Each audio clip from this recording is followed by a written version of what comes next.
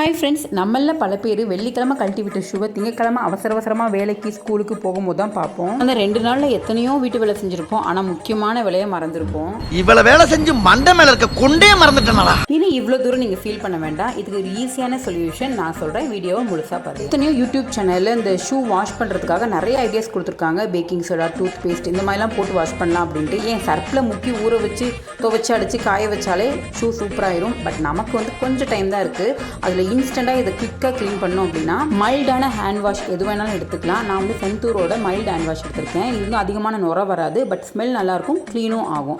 அதை எடுத்துகிட்டு கொஞ்சமாக தண்ணியில் போட்டு நல்லா கலக்கிட்டு அதில் நுர அவ்வளோவா வராது. ஸோ பழைய ப்ரெஷ் வச்சு இந்த ஷூவை எல்லா பக்கமும் நல்லா தேய்ச்சிருங்க.